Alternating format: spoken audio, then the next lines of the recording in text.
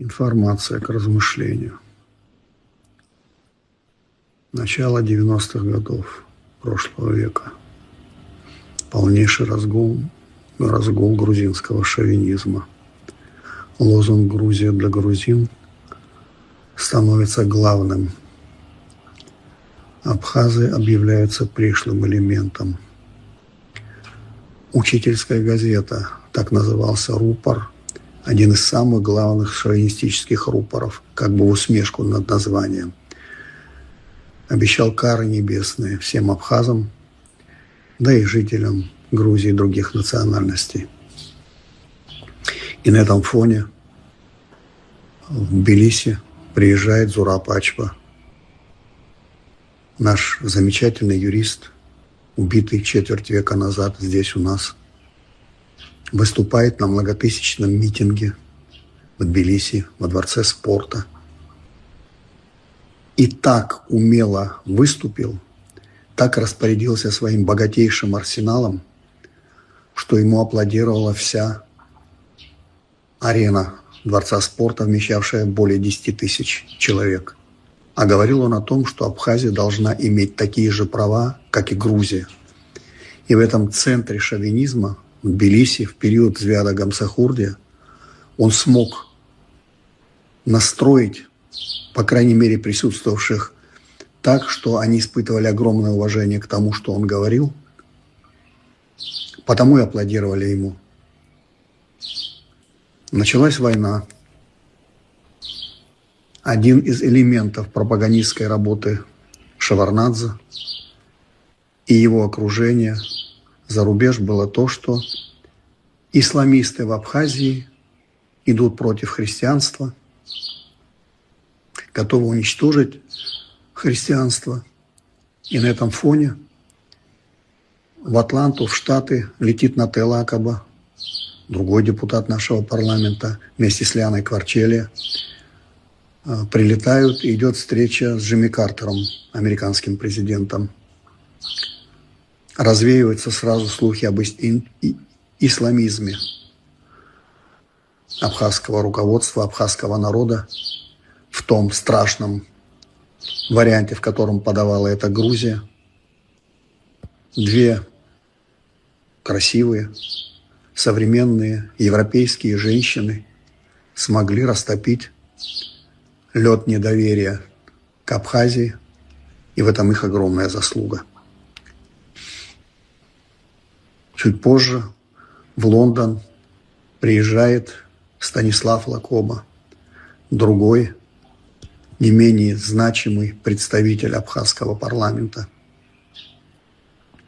Вместе с Юрием Вороновым они настолько убедительно ведут работу, что находят сторонников в Палате лордов. Это были лорд Эннелс и лорд Эфбери. Один из них потом приезжал в Абхазию.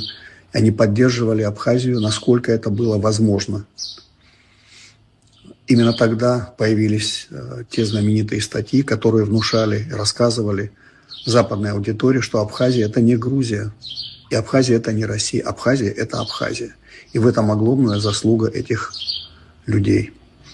Так вот, 3 человека, 3 ярчайших представителя абхазского парламента первого созыва, о котором часто говорят «золотой парламент», с чем я, как известно, давно не согласен. Будем говорить о том, что это первый парламент, в котором избирались исключительно депутаты по своим качествам в тот сложнейший период, который переживала Абхазия. Там не было понятия родственные отношения, фамильные, городские, интересы села, там были интересы Абхазии.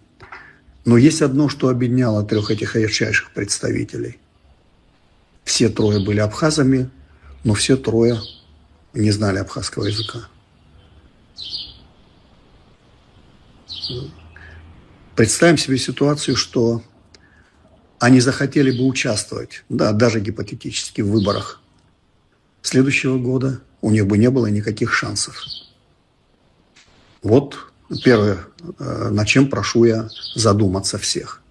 Второе. 2 других ярчайших представителя. Это Юрий Николаевич Воронов и Альберт Гаспарович Тополян. Юрий Николаевич Воронов вместе со Станиславом Лакоба провел огромную работу в Великобритании. О ней я уже говорил выше. А потом в течение всей войны вел колоссальную работу в Российской Федерации. Именно ему, русскому этническому, больше доверяли. В Москве, в других городах России больше слушали его. И он сыграл, конечно, колоссальную роль и тогда, и после восстановления Абхазии, до того злодейского убийства, которое имело место, к сожалению, 11 сентября 1995 года. Альберт Гаспарович Тополян смог сделать то, что не смог не сделать никто в Грузии. 400 тысяч армян проживало в Грузии, не было ни одного армянского взвода. А благодаря Альберту Гаспаровичу был создан в Абхазии армянский батальон, который с честью прошел все испытания войны. Альберт Гаспарович подчас был большим абхазом, чем многие из нас. Он, конечно, был радикален в этих вопросах, но в этом его плюс, этот максимализм, который позволил мобилизовать ресурсы и мобилизовал нас, абхазов. Эти два человека тоже никак не могли бы стать депутатами парламента следующего, 2027 года, 8-го парламента, потому что не знали абхазский язык.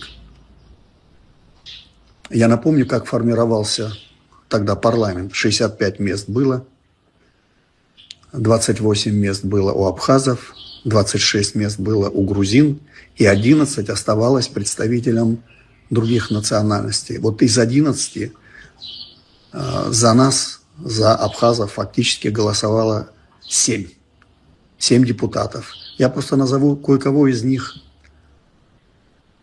Это Виктор Логинов, который работал с казачеством. И казачество откликнулось, активно участвовало на нашей стороне в этой войне.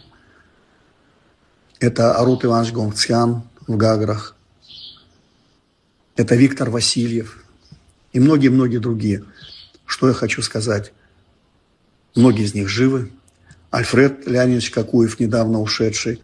А послевоенный период, находясь в Москве, занимался тем, что продвигал абхазские грузы.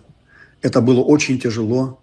Вагоны, которые шли к нам, надо было отслеживать их путь дотошно, потому что они, как правило, отправлялись через Грузию. И если они приходили к нам напрямую, через Адлер, в этом была заслуга Альфреда Леонидовича. Естественно, он тоже никак не мог бы стать депутатом нашего парламента.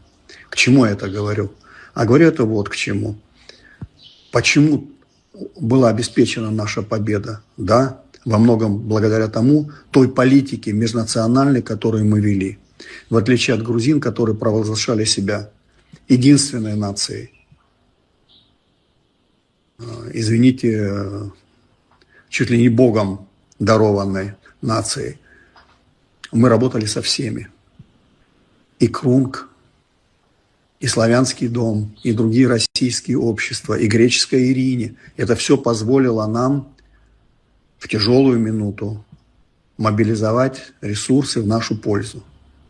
Это было сделано. Это был один из элементов победы. Я сейчас говорю о том парламенте, еще раз повторюсь, первого созыва, в котором в конечном итоге было 35 депутатов, и которые до 1996 года, до выбора второго парламента, вели свою работу и внесли серьезный и большой вклад. Чем мотивируется сегодня знание языка? Да, конечно, прошло столько лет. Наверное, надо было бы преуспеть в знании языка. Тут много проблем, это боль всех нас, и нам надо думать, что делать дальше, но отсекать людей, особенно другой национальности, я считаю, это абсолютно неправильно. Конечно, вопрос языка родного очень серьезный вопрос. Естественно, он не может не вызывать тревогу. Приведу буквально вот пару таких примеров. В Гудаутах, в доме, в котором я живу, дом расположен так, что мимо проходят очень большое количество детей, которые учатся в абхазской школе. И если после войны первые годы слышна была исключительно абхазская речь, то сейчас ее практически не услышишь. Дети говорят на русском. То же самое я слышу, когда перемещаюсь из парламента в офис партии Айтера, проходя мимо 10-й школы в городе Сухум, во дворе слышу, как правило, русскую речь. Конечно, есть определенные причины. Дело все в том, что информация на русском превалирующая для нас. Интернет, телевидение, все то, что увлекает и завлекает молодежь, оно в массе своей идет на русском языке. Недооценивать этого мы не можем. И в этих условиях, конечно, сохранение абхазского языка – важнейшая задача. Давайте ее решать так, чтобы решение было, хотя бы перспектива реальная проглядывала бы. Вы посмотрите, что происходит на самом деле. За все эти годы мы не смогли создать тот инструментарий, который позволил бы действительно сделать повседневным не только в госучреждениях, но и в быту абхазский язык доминирующим языком. Серьезнейшая проблема, над которой нам нужно всем работать. Я вижу это так, но никак не так, чтобы сказать, что все, стоп. С этого момента все те, кто не знает абхазский, они не имеют права такого и такого. Я не думаю, что это правильно.